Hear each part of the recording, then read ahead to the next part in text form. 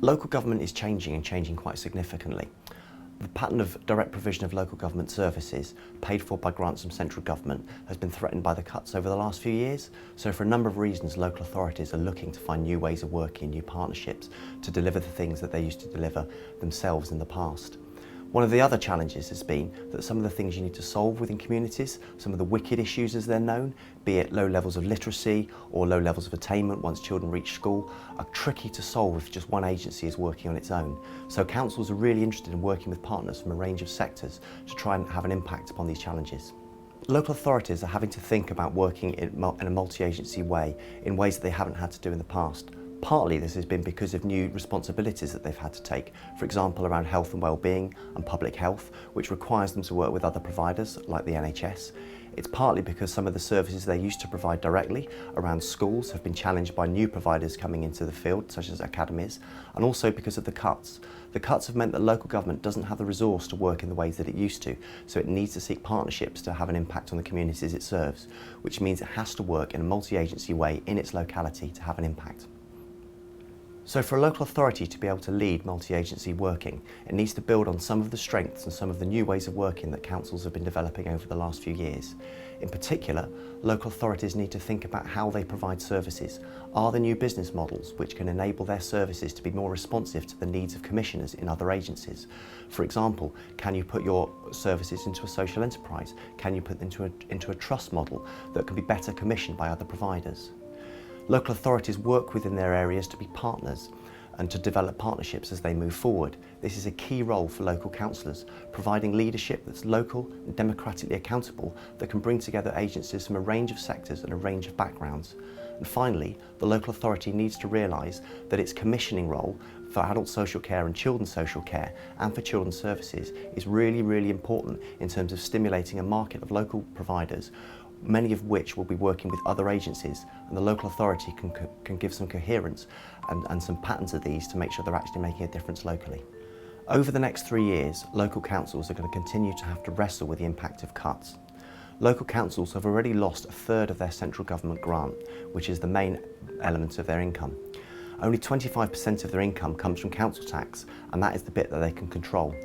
However, there are limits to the extent to which they can increase that, and this is at a time when local government is experiencing ever-increasing demands, especially around adult social care. Some councils have suggested they'll actually only be able to afford to fund social care for about 2020-2021. So into the future and over the next 5 to 10 years, local authorities are going to have to start thinking about new ways of doing the business that don't rely upon merely being a direct provider and funder of local services. They're going to have to think about how they act as a leader and a broker for partnerships within their local area, levering the resources of a range of providers and partners to make sure that they can deliver for their communities. Looking forward, they need to take full advantage of the opportunities presented by devolution. Devolution means that councils are getting new funding streams given to them that are currently controlled by central government, not new money, but also new powers and new ways to raise revenue. If councils are smart about how they use these powers, they'll be able to find new ways to be able to fund, support and lead local services and to make a difference for their communities. That's probably going to be the biggest challenge over the next decade, and we shouldn't assume that money will return in the way that it has in the past. When public agencies come together in a locality and work together to support families, real change and real impact can be felt. If agencies work on their own and in silos, we know that the impacts can often be very, very negative, and they don't consider the needs and the aspirations of families in the round. Agencies can also miss the potential that is provided by services like library services, which a council may be providing and thinking about on its own, but if it's thought about in the full context of how agencies are working together within a locality, huge differences and huge benefit can be delivered. Co-location isn't just about sharing a building. If you get it right, it's about thinking how you can put services together in one place to really meet the needs of a community and that are appropriate to that community. Culture makes a difference to communities. It makes communities stronger, it helps raise aspirations, it builds identities that people can share, it supports learning, it supports health and well-being. It's all the things that the agencies who are working in local areas, be it local authorities or health providers, care about.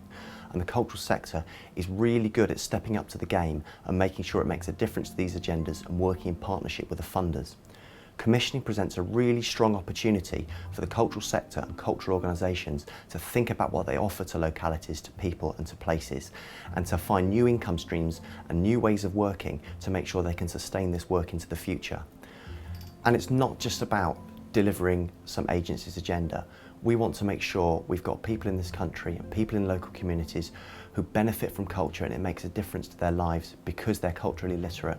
When you think about things like rhyme time in a library or reading and books at home, that is often a child and their family's first introduction to culture, and we really want to encourage that because it's important to us going forward. If you work in a multi-agency way, you think about how the organisations within a locality, within a place, are thinking about their communities, finding new ways of working and meeting real needs, then there's a huge opportunity to build on this so that in a decade or more, local authorities are playing a role where they're leading other agencies, they're thinking about the needs of communities, and they're finding new ways of working that meet real needs and put people first rather than organisational boundaries and bureaucratic niceties. While it has been challenging and the budget situation will remain challenging, there are massive opportunities for councils and their partners to get this right, and it could see a sea change in working that could really change the way we support families in this country.